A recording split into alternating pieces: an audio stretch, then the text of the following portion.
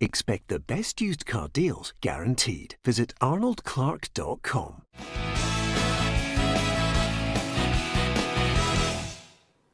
Welcome to Peter and Ruffy's Football Show, sponsored by Arnold Clark. It is Monday. I'm Peter Martin. Thank you very much for your company. In the studio tonight, we have Alan Ruff, Alison McConnell and Barry Ferguson here to talk football. We'll look ahead to Scotland's double-header, but we're going to look back also at what happened over the weekend in the Premiership.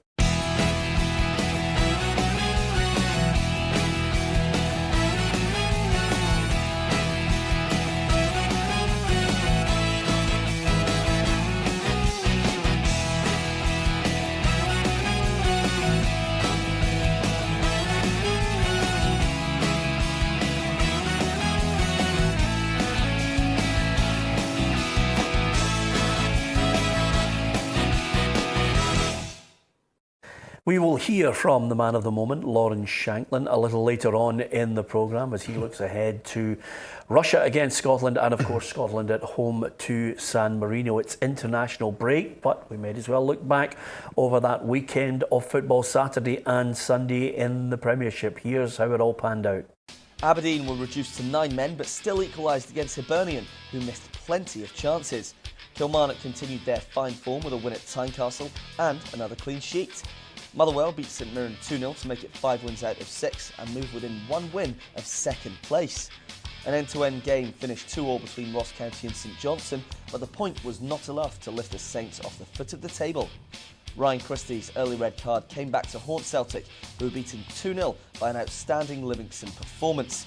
And that means Rangers go top of the table as a Jermaine Defoe hat-trick helped them to a 5-0 win over Hamilton Accies.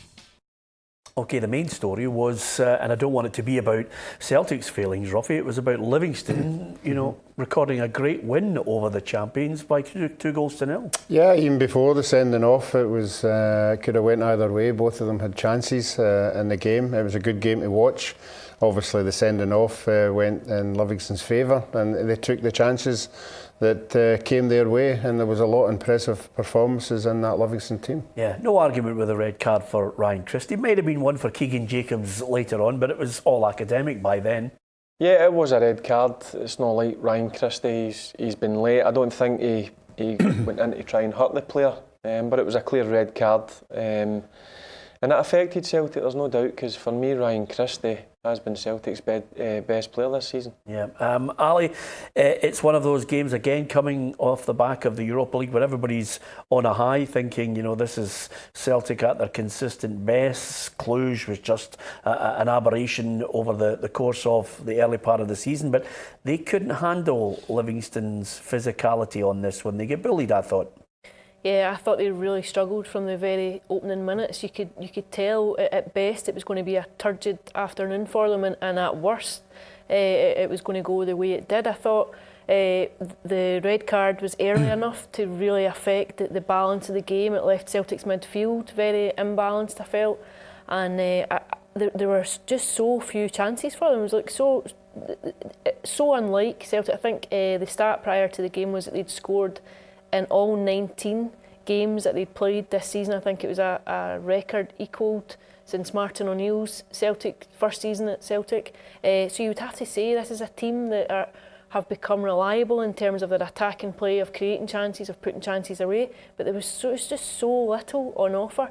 You can talk about the pitch, of course. You can talk about how difficult it is to get the ball down and play football. And I actually think that had a part to play in the sending off. I thought Christie's first touch was quite poor in the lead up to it, and as he tried to rectify it, he was late, and it was a red card without any question. But I just thought Celtic didn't look like themselves at all, and as good as they were on Thursday night, they were limp on Sunday. Yeah, for me personally, Barry, star man Lyndon Dykes, if you're looking for an old style centre forward to go and annoy everybody, that boy managed to do it.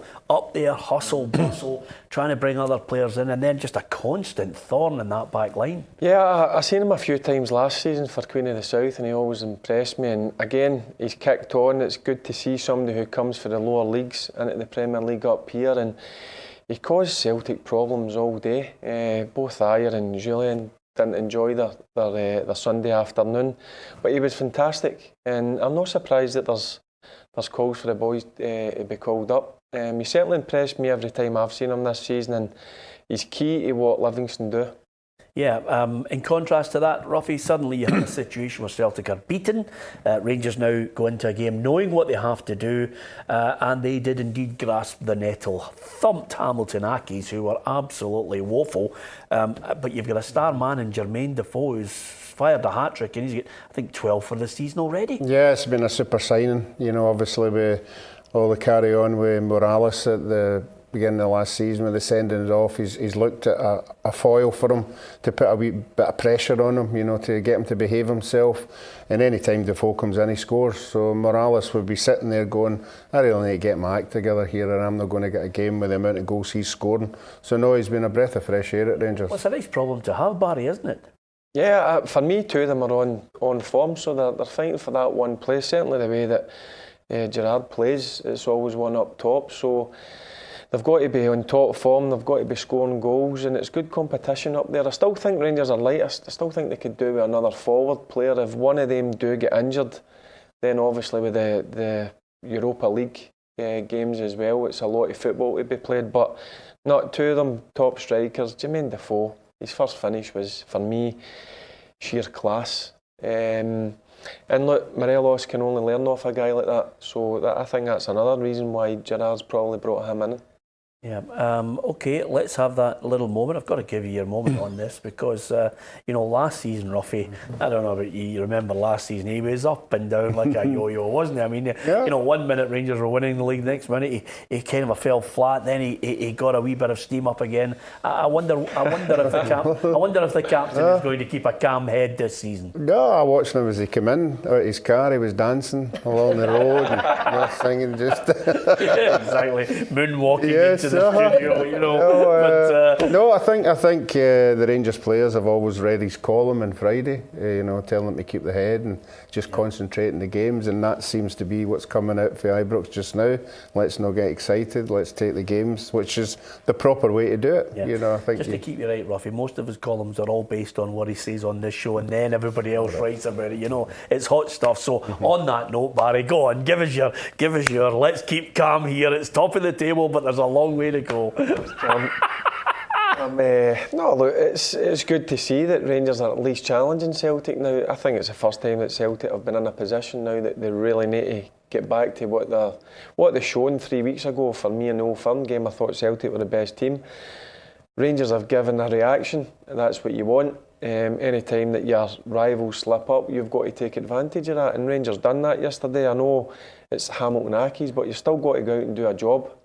So, look, it's early doors, we're just into October, there's still a lot of football to be played, but at least Rangers are up there competing, and that's the main thing. Now here's probably the most pertinent part of this. I'm going to get your thoughts on this, Ali, as well, but Barry, Rangers have been in this position before at the top of the table, because this is where we were all, the love of football and the joy of the competitive edge. They were up at the top last season at one point, and then just, it fell away. Yep.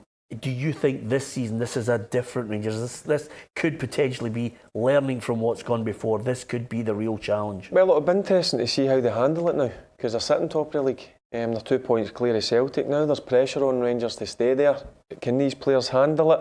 I think it's a better squad that he's assembled. I think there's more experience in that team. So it'll be interesting to see how they cope. Look, the next month or two will tell a lot about this Rangers team. Do I think they're good enough to at least challenge Celtic this season? I do think they're good enough. I still think Celtic are favourites. But Rangers now have got that 2 points, and it's all about staying there, making sure the performances are bang on, and see where it takes you. Well, there's the key to this whole thing. Have Rangers got the bottle, Ali, this time around? I think what you've seen so far is that the portents are all there for a genuine title challenge. There's pressure on both. Arguably, there's more pressure on Celtic. It was always going to be a pivotal season, given what's at stake. Sometimes I think all the talk of the 9 and the 10 becomes a monkey on your back. There's a particular kind of pressure that goes with that.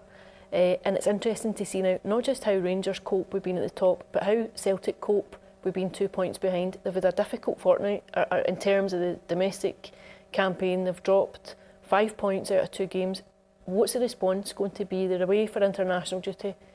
How do you come back from that, and how do you cope with that kind of pressure? Because for the last few seasons, they've not had a Rangers pushing down their neck. There's been Hearts or there's been Aberdeen, but I think Rangers are an entirely different entity, and there's a fear factor that goes with that. How do you handle it? Yeah, okay. All those questions will unfold over the next few months and then going into the new year. And of course, we will have a roller coaster of emotions in this in this studio. That's a stonewall certainty. Talking off pressure, we will look at Tynecastle among other destinations and talk about the other games in the Scottish Premiership, as well as looking towards Scotland's double-header coming up with Steve Clarke trying to find some key players in some key positions. That's all coming up after this week's question.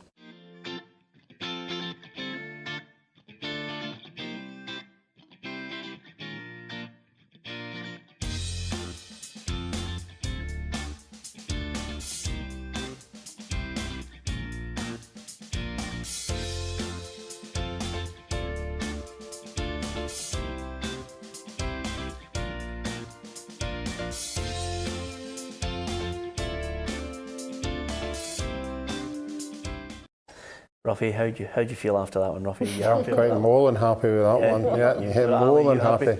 Yeah. Well, no real need. Let's play your last week's answer from Barry. It was before I was born. Anyway, we will give you the answer Friday if you can. Just get across all our social media and give us your thoughts on that. You could win yourself a PLZ team T-shirt in your team's favourite colours. Now, a team that I predicted to hit top four and stay there all season are now third. Motherwell, 2-0 winners over St Mirren, and boy, two great goals and a confident 3 points for Stephen Robinson, whose stature, credibility, he's there. He's just climbing. Everybody's having a look at what he's doing. I think the key word you used there is confidence. I think they look like a team on their uppers. They look like a team who have bought into this new style of playing. They brought in a whole raft of players over the summer. They all seem to have gelled. There's a lot of pace in the team. They're good to watch. And I think when you're on a bit of momentum like that and you start to build on it, you have an expectancy within the squad to go out and get results. Like you, I think they'll be top four this season. I like what he's doing, Ruffy, and I like him as a guy as well. I like the young players. I like that boy Scott. I think he looks the part. Some goal, wasn't it? I think he's the next one that the Motherwell could get a few bob off her. I don't know how soon that will be. I'm sure the supporters won't want it very, very quickly because he's got everything, and they are playing well. I think they'll be. I'm not in the same camp as you two, the top four, because I just think the consistency level will eventually, with suspensions and injuries and everything, take its toll. You would think Aberdeen, Hibs and Hearts will get their act together. That remains to be seen, but certainly enjoy it while it's there. It's better being where they are now than where they usually are. Yeah, usually we don't get our headline on the show till maybe a wee bit later on, but I think we've got it now. Ruffy, Motherwell won't finish top four. They'll be sliding down as Aberdeen, Hibs and Hearts catch them. I don't think so, Barry. I'll tell you one thing about Motherwell. His recruitment's been unbelievable. If he goes and finds these players for lower leagues down in England, I know a lot of people have heard of them, but these players come in, and as Ruffy says as well, they've got a lot of good young boys, and bearing in mind the academy as well, Barry. Yeah, the academy it's always produced decent players, to be fair, the Motherwell academy, and also you've still got Turnbull to come back in, who I think is a fantastic young midfielder, so no, he's doing a terrific job there, and as Alison says as well, confidence is sky high, you can see that. Yeah, I think the only team at the moment, I don't, unless something dramatic happens at Hibs and Hearts, I haven't seen it yet, Ruffy, but I think what Aberdeen do over the next couple of months will determine third place, Ali. That's why I have Motherwell as fourth. Yeah, I would agree. I think Aberdeen and Kilmarnock, and Motherwell will all be vying for those spots. What I will say though is, I think this season, what you could see are Celtic and Rangers both hitting the 90 mark and above, and there could be a huge chasm then between second and third. I think it'll be the biggest one you've seen for a long time. Yeah, interesting you make that point, because Brian Rice, after Rangers had battered Hamilton, said that this gap is as big as it's ever been, and he thinks it's going to be even bigger. Yeah, take Celtic's result away on Sunday. That's probably the poorest we've seen them. Yeah, but I think Celtic and Rangers are miles in front of the rest. Miles in front for me. And I read these comments, Brian Rice, and I'm in total agreement with that they two are miles in front. Yeah, Aberdeen, Hibs, Rugby. In the end, a couple of red cards for the Dons. I have to say to you, the boy Christian Doig, if he's £300,000, I think somebody needs to have a word with the scouting network. He had 2 one-on-ones, and his second one-on-one, Scott Allen, is free with an open goal, and he still decides to hit it straight at Joe Lewis. Yeah, and unfortunately he's a striker trying to believe in himself. You know, I think he actually believes that he will score, and that's why strikers being strikers, getting in these positions, they want to be the one on the score sheet, but it's not happening for him. The only thing he can say, he's getting in positions to score these goals, but unless he starts scoring, his confidence is going to go. The sending off, I would agree. I'm not too sure about Barry's boy. You know, you think Malin hooked him into it? No, I think the Malin nephew. I think he's not taking the blame for that one. No, I think Malin had a meaty challenge in the young boy Ferguson, and in true Ferguson fashion, nearing the end he went, here, have a bit of this. But I don't think it was a sending off. No, okay then. Listen, there's nothing worse, Alison, if you go to a ground and you hear fans singing a song which they think is unique and funny. And when the Kilmarnock fans started shouting to Craig Levein, "You're getting sacked in the morning," the last thing they expected was the Hearts fans to join in. But boy, that's exactly what's happening. I don't think it's going to go away. And that's not been the first time this season either. I think we saw it at Easter Road. I think you and I were both at that game a couple of weekends back when the Hibs fans started singing it and the Hearts fans joined in. I think, as we discussed at the time after that defeat to Motherwell, I think once your own fans are calling for your head and they're protesting at the front door, I think you're on a ticking clock. I think the time's up. There was one decent result. It was never going to be sufficient to take him out of the woods. I think it's a stay of execution. And I think when you have problems like that, it becomes toxic. It becomes a very toxic environment around the club, in the dressing room, and it's very, very difficult, if not impossible, for it to dissipate. Yeah, just before we talk about Scotland, Barry, Ross County 2, St Johnstone 2. In the end, Stevie May finally gets a goal for Saints on his return to the club, albeit he missed a penalty. Yep, I fancy St Johnstone to go up there and win on Friday. And it's good. I think that's what Stevie May needed. I know he missed the penalty, but that's him off the mark now, and I'm sure the goals will start to flow. Yeah, wasn't a great weekend in the prediction stake because obviously, Ruffy, you're just there to make up the numbers at the moment. There's no way you're coming back in the head-to-head. Barry and I are just we're locked in a battle, and maybe not. 4 points behind him. Maybe Ruffy's making a wee charge on you, Barry. That's an Aberdeen Motherwell battle there, you know. I haven't started to look and take it for granted just yet. It's a long way to go. You don't hand out trophies in October, do you? Took the words out of my mouth, Peter. Yeah, where have I heard that before? Anyway, let's look at the table just to quickly get a look at where it all stands. St Mirren and St Johnstone at the foot there. I'm sure that will change constantly over the next few months, but Rangers and Celtic at the top, and Rangers fans, there it is, 2 point gap at the top. Can you hold on to it? That's the big question. Now to Scotland, of course, Lawrence Shankland raised a few eyebrows when his name was added to the squad. Can he score the goals that Steve Clarke craves in these matches, which I think everyone knows we're looking to try and build to the playoffs now for Scotland, because this group looks well and truly beyond us. Lawrence Shankland was speaking today at the Oriam in Edinburgh, and he is hoping to surprise a few doubters. Certainly hope so. If I get the opportunity, then I'll hope to surprise people and do as well as I can, but all you can do is your best if you get the opportunity, and if it works out, it works out. As a striker, you just need to get yourself in positions, you know what I mean, and that's what I like to do, and hopefully I can convert more than I miss, and for now that's been happening, thankfully, so that's just something I'll look to use the confidence of that and hopefully keep going in. I'd love him to be the goal scorer that, fires in for Scotland. Ruffy, I have my doubts, and I hope he proves me wrong. Yeah.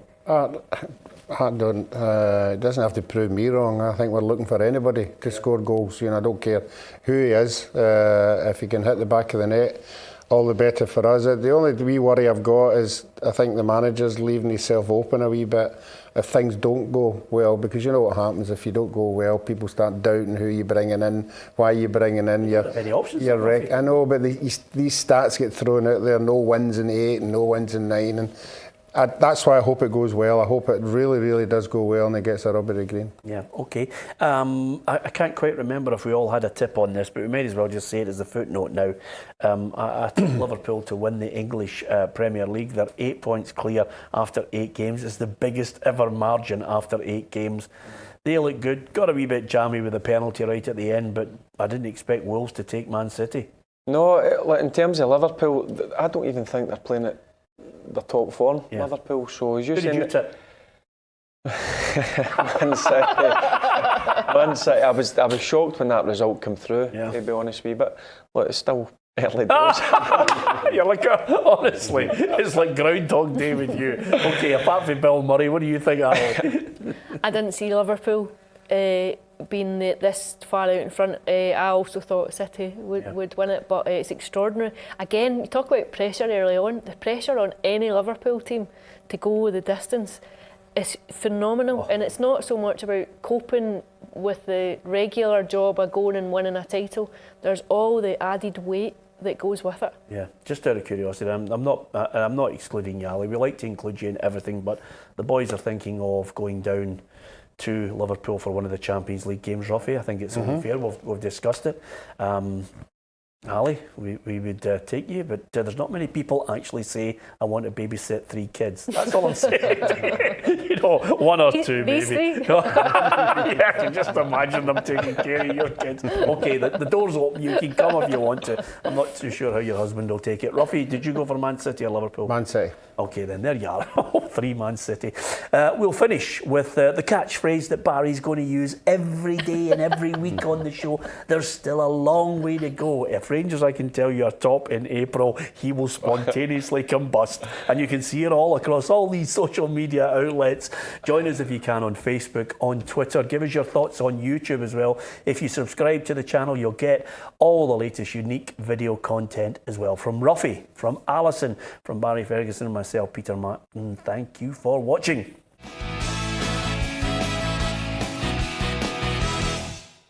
Expect the best used car deals guaranteed. Visit arnoldclark.com.